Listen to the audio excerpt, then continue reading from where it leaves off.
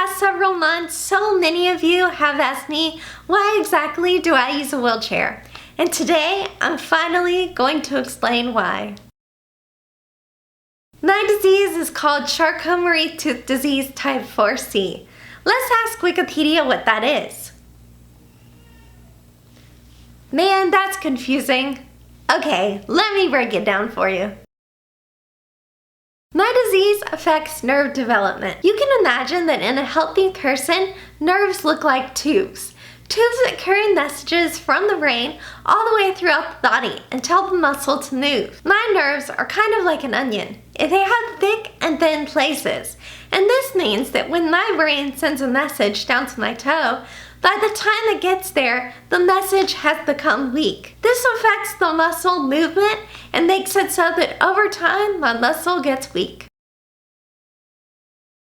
At first glance, many people think that I'm paralyzed, but that's actually not the case. I can stand up to reach stuff and I can walk short distances with a walker. But beyond that, walking is one of my biggest struggles. I also struggle to pick up small items. I'm always dropping stuff on the floor, and I get tired much quicker than the average person. It might be surprising to find out that no one in my family actually has this disease, and that's because my disease is recessive. There is no treatment or cure for CMT4C. However, it is super important to exercise on a daily basis in order to maintain my strength for years to come. My disease hasn't gotten worse since I was a teenager, and I attribute that to consistent exercise and also to a ton of chocolate milk that I've drank over the years. I'm convinced it makes me feel better.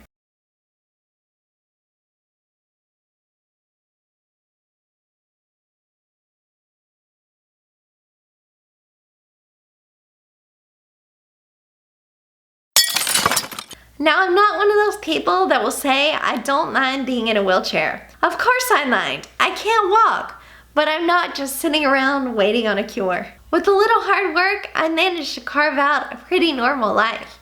I went to college, I own my own business, I have really strong friendships, an amazing husband, and a beautiful daughter.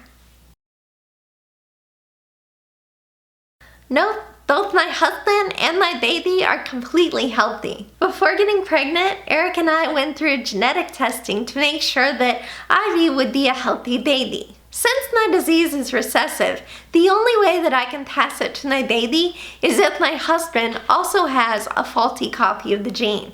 In this case, Eric does not.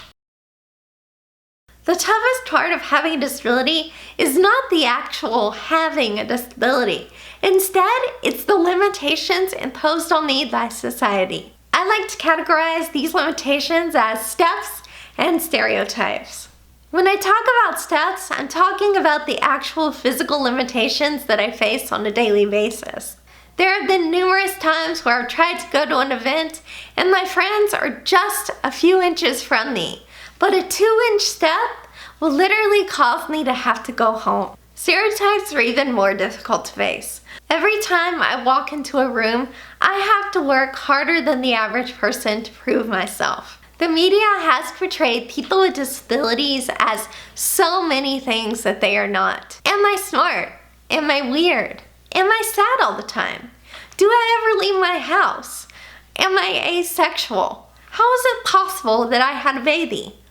All of these things are things that I have to work against when I am just saying hi to a new person. I believe that steps and stereotypes are really what hold people with disabilities back in our country.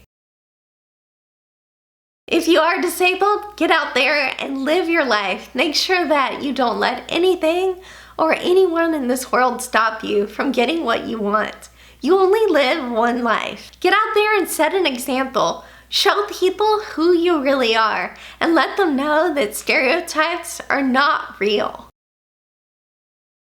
If you're not disabled, the best thing you can do to help is reject stereotypes about people with disabilities. Support healthcare for all individuals in our country, and be sure to say hi to that person that might be a little bit different than you on the surface.